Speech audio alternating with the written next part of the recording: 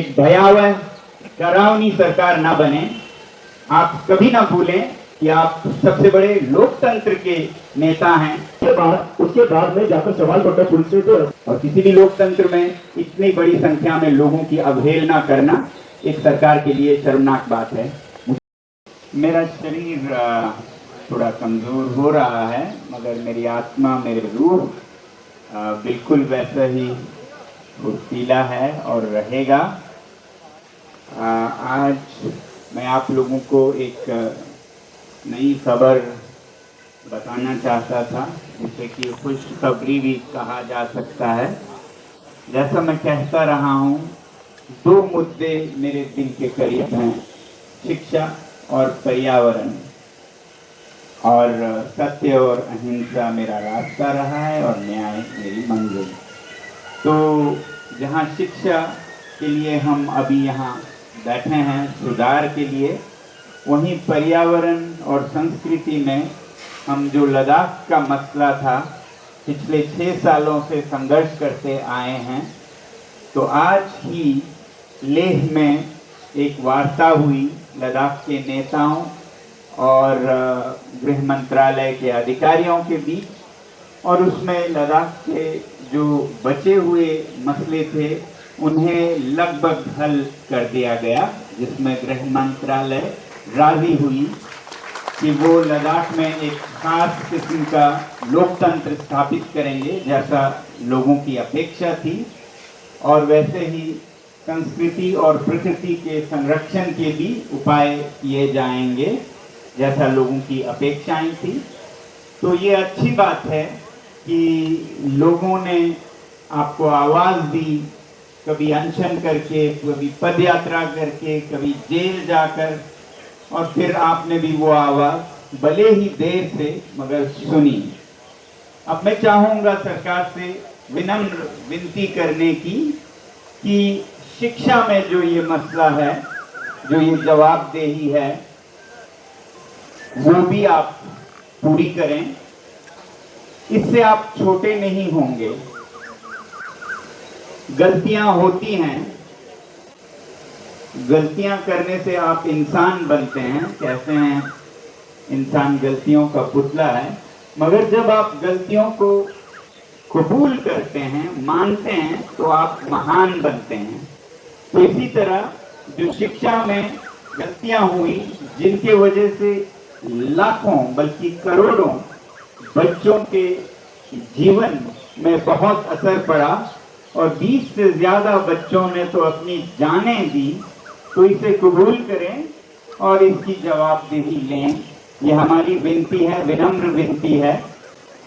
और अगर इसमें आप सही कदम लेते हैं तो लोग आपकी सरकार को प्यार करेंगे, इज्जत करेंगे। हम यहाँ पर किसी सरकार की तख्ता पलट करने नहीं आए हैं, बल्कि हम इसी सरकार में सुशासन लाने आए हैं, गुड गवर्नेंस लाने आए हैं, जिसमें कि एक लोकतांत्रिक सरकार लोगों की सुनती है, लोगों के प्रति सहानुभूति रखती है और संवेदनशीलता रखती है। तो ये शांतिपूर्ण अभिव्यक्ति है जिसे सुना जाए, और जब इसे नहीं सुना जाते तो ऐसे तत्व जो कि शांति में विश्वास नहीं करते, उनकी बात हावी होती है कि ये सब कुछ नहीं है, अशांतिपूर्ण तरीकों से ही मनवाए जा सकते हैं, जैसे कि पड़ोसी देशों में हुआ भी। तो हम चाहते हैं कि भारत दुनिया की सबसे बड़ी लोकतंत्र के तौर पर शांतिपूर्ण तरीकों को पुरस्कृत करे, न कि अशांतिपूर्ण तरीकों का इंतजार करें। तो हमारी उम्मीद है कि लद्दाख के मसलों को जैसे उन्होंने गंभीरता से ली, वैसे ही करोड़ों विद्यार्थियों के इस आवाज़ को भी वो सुने, और ऐसा करके वो लोगों के और करीब पहुंचेंगे, वो और लोकप्रिय होंगे। और नहीं करते हैं तो हम तो कौन होते हैं सरकार बदलने वाले, मगर लोग सरकार जरूर बदलेंगे अगर लोगों की आप सुनेंगे नहीं तो। ये जो 2 करोड़ बच्चे जिन्होंने नीट के परीक्षाएं दी, या 2 करोड़ बच्चे जिन्होंने बीजेपी को फॉलो किया, उनके माता पिता, उनके रिश्तेदार मिलाएं तो लगभग 10 करोड़ लोग सीधे आपसे कह रहे हैं कि हमारी आवाज सुनिए। और किसी भी लोकतंत्र में इतनी बड़ी संख्या में लोगों की अवहेलना करना एक सरकार के लिए शर्मनाक बात है। मुझे उम्मीद है कि आप वक्त पे सुनेंगे, देर से सुनेंगे तो उससे नुकसान सरकार का ज्यादा होगा। हम तो यहाँ रह लेंगे, मुश्किलें सह लेंगे, और यही हमारे संदेश का एक हिस्सा है कि हम मुश्किलें, हम दर्द खुद पे देंगे, किसी और पे नहीं देंगे। जब हम यहाँ बैठते हैं तो बहुत लोग पूछते हैं आप इतनी दिल्ली की गर्मी में कैसे रहते हैं, तो मैं यही कहता हूँ कि ये 40 डिग्री 47 डिग्री ये संदेश का एक हिस्सा है कि हम अपने आप पे जुल्म और दर्द ढाएंगे मगर किसी और पे नहीं। और यही दर्द हमारा संदेश है। जैसे हम -25 डिग्री में लद्दाख में बाहर सर्दियों में बैठे, वैसे यहाँ भी बैठेंगे। और ये जो संदेश जोर पकड़ेगा तो शायद आप सुनेंगे, और जब आप सही कदम लेंगे तो एक बहुत सकारात्मक एहसास, भावना लोगों में जागेगी। आपकी सरकार को अच्छी सरकार मानेंगे, इससे आप छोटे नहीं बल्कि और बड़े होंगे, ये मैं चाहता हूं।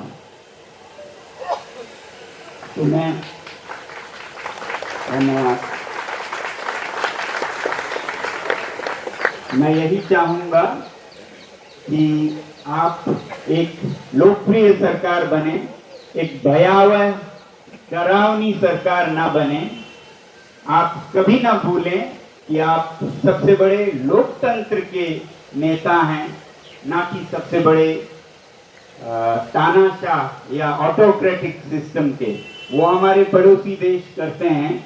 आप दुनिया को ये दिखाइए कि लोकतंत्र में कैसे सरकारें संवेदनशील होती हैं और उस तरह से विश्व गुरु बने।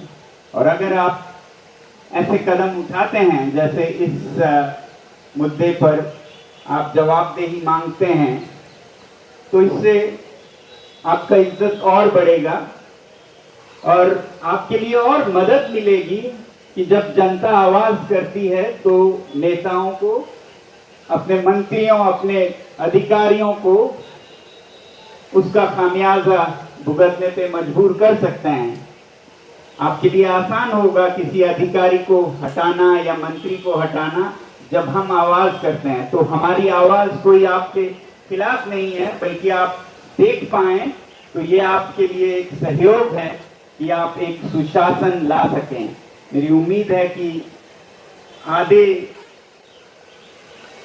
समय या काल के बाद जो आधी और बची है अभी के सरकार की, वो एक नया सवेरा लाएगा जिसमें कि सुशासन होगा, जिसमें कि लोग बोल पाएंगे और सरकार सुन पाएगी और सभी प्रणालियां ठीक होंगी। और जब आप जवाबदेही लेंगे भी तो हम आपका कोई बुरा भला नहीं कहेंगे, तिरस्कार नहीं कहेंगे, बल्कि धन्यवाद देकर उसका जश्न मनाएंगे।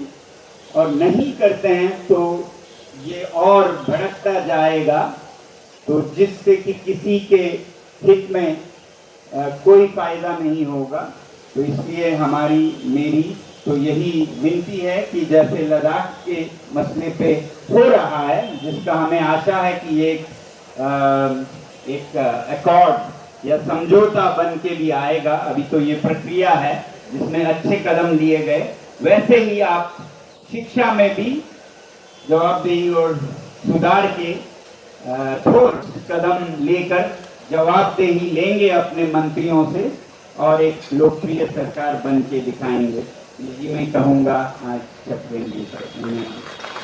सवाल ये है कि आप पीसी कर रहे हैं, आपके अलावा मतलब सर के अलावा भी बाकी लोग बैठे हैं जो हंगर स्ट्राइक पर हैं, वो लोग आपके साथ में क्यों नहीं है? वो अलग क्यों, अलग खेमे क्यों है उनकी? वो भी उनका भी कॉज यही है ना।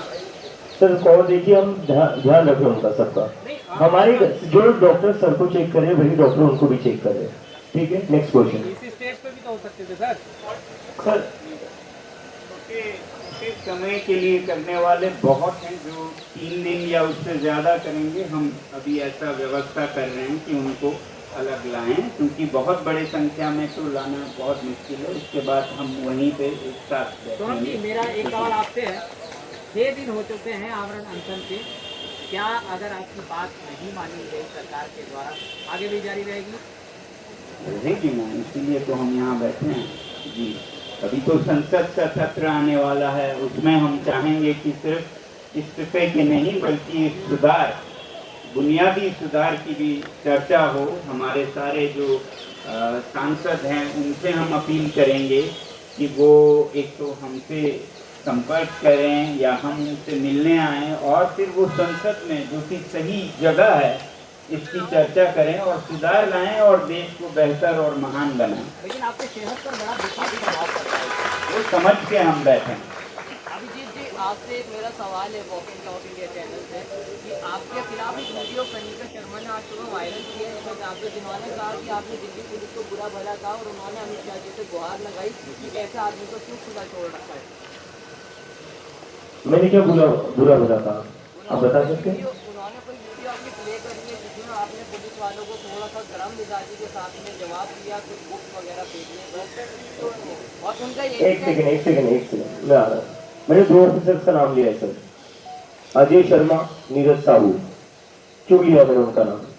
छत्रपति शिवाजी महाराज, डॉक्टर बाबा साहेब अम्बेडकर और शहीद भगत सिंह, इन तीनों की किताबें सड़कों पर फेंकी गई है। तो क्या कर रहा जाए?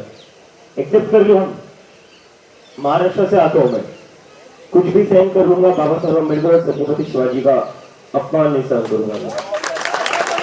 और शहीद भगत सिंह 23 साल की उम्र में देश के लिए फांसी पर चढ़े हुए थे, उनका अपमान से क्या दिल्ली पुलिस का गुस्सा में समझ सकता हूँ? कुछ ऑफिसर्स होंगे, देखो इतनी बात मैं बता देता हूँ, जो सारे पुलिस वाले हैं ना वो हमारे अगेंस्ट है, वो हमारे सपोर्ट में है। बताते भी कि हमारे बच्चे अभी 10th में 11th में, वो भी 2 साल बाद नीट देंगे, तो आप जो कर रहे हो अच्छा कर रहे हो। कुछ ऑफिसर्स है जिनको ऊपर अमित शाह को जवाब देना पड़ता है, ये वो ऑफिसर्स है, नारेबाजी नहीं नारेबाजी। कुछ ऑफिसर्स है जिनको अमित शाह को ऊपर जवाब देना पड़ता है, अमित शाह के प्रेशर में वो ऑफिसर्स ऐसी हरकत कर रहे हैं। लेकिन मैं कहता हूँ आपका हमारे ऊपर गुस्सा होगा, ठीक है हम समझ सकते हैं, लेकिन उसके लिए छत्रपति शिवाजी महाराज, डॉक्टर बाबा साहेब अम्बेडकर और भगत सिंह की किताबें क्यों सड़कों पर फेंकी जानी चाहिए? ये सही लगता है सर आपको? किताबें क्यों? और बस इन तीनों के लिए कोई भी किताब सड़कों पर क्यों फेंकी जानी चाहिए? किताब को तो देश में सरस्वती मानते हैं ना, ज्ञान को तो सरस्वती मानते हो ना आप लोग, तो क्यों सड़कों पर फेंक रहे हो आप?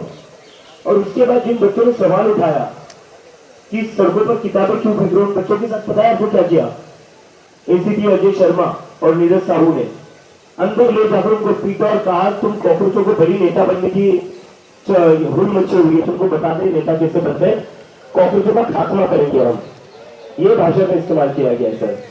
और उसके बाद में जाकर सवाल करता है पुलिस से, तो ऐसा क्यों किया? तो कहते हैं अभिजीत को खुला क्यों छोड़ा? तो कर लो अभिजीत को अरेस्ट, बैठा हुआ अभिजीत यहाँ पर, क्यों नहीं करे अरेस्ट कर लो। अगर छत्रपति शिवाजी महाराज, डॉक्टर बाबा साहेब अम्बेडकर और भगत सिंह के लिए अपमान के अगेंस्ट लड़ना अरेस्ट होने के लिए क्वालिफाई है या उसकी वजह से अरेस्ट होना पड़ेगा sir, I am ready to get arrested, लेकिन मैं अपमान नहीं सहूंगा। महाराष्ट्र से आता हूं तो छत्रपति शिवाजी महाराज हमारे लिए देवत के बराबर है, डॉक्टर बाबा साहेब अम्बेडकर भी, शहीद भगत सिंह भी, तो अपमान तो नहीं सहेंगे सर हम। बाकी पुलिस हमारे ऊपर हमारी बाकी कोई गलती बता देगी ना सर, 14 दिनों से बैठे हुए हैं हम, कोई एक भी प्रॉब्लम हुई किसी पुलिस वालों को हमारी तरफ से? कितना प्यार से बात कर रहे हैं हम, कोई भी इशू होता है मैं तो घुटनों पर आकर भीख मांग रहा हूँ सर। जिस दिन पानी रोका गया था मैं घुटनों पर आकर भीख मांग रहा था कि सर प्लीज पानी छोड़ दीजिए, लेकिन अपमान नहीं सहेंगे सर। जिन लोगों ने ये देश बनाया, जिनकी वजह से ये देश आजाद हुआ, उन लोगों का अपमान नहीं सहेंगे। किसी को भी उनकी किताबें सड़कों पर फेंकने का हक नहीं है।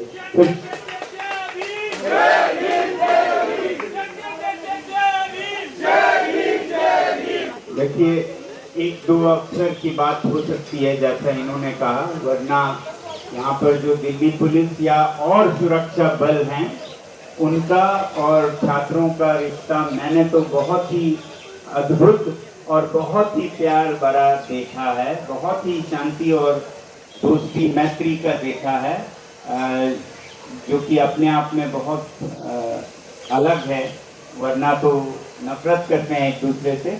तो बहुत अच्छा रिश्ता है, ऐसा कुछ नहीं है। कुछ अफसरों पर दबाव हो सकता है ऊपर से, उनसे मैं यही कहूँगा कि आप अपने ज़मीर और आत्मा की ज़्यादा सुने अफसर से ज़्यादा, क्योंकि आप तनख्वाह और प्रमोशन के लिए ये जीवन नहीं है। अगर आप सच में अपने धर्म में विश्वास करते हैं तो आत्मा ज़्यादा बड़ी है, भगवान उससे भी ऊपर है जो आपको तनख्वाह देते हैं या आपकी प्रमोशन करते हैं, तो उनकी सुनिए। और हर गलत हुक्म का पालन करना ज़रूरी नहीं है। आप बता सकते हैं कि ऐसा करना क्यों ठीक नहीं होगा, हर सही गलत का पालन करना भी आपको सही नहीं बनाता है ऊपर वाले के नजरों में। चल ठीक है।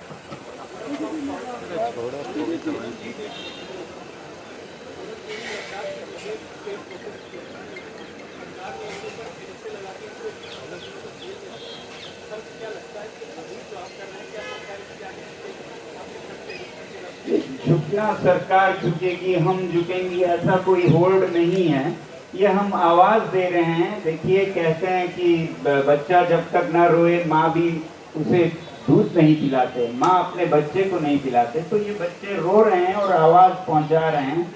अगर सरकार मानती है और जवाबदेही लाती है तो ये कोई उनका झुकना नहीं है, ये उनकी महानता है कि वो सही कर रहे हैं और उसी से उनका फायदा होगा अगले चुनाव में भी।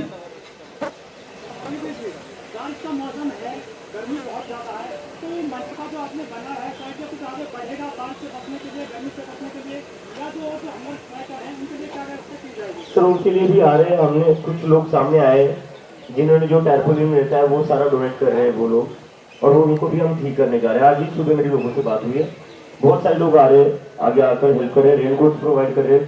किसी इंसान ने 250 रेनकोट दिए ना, तो जनता हमारे साथ है सर।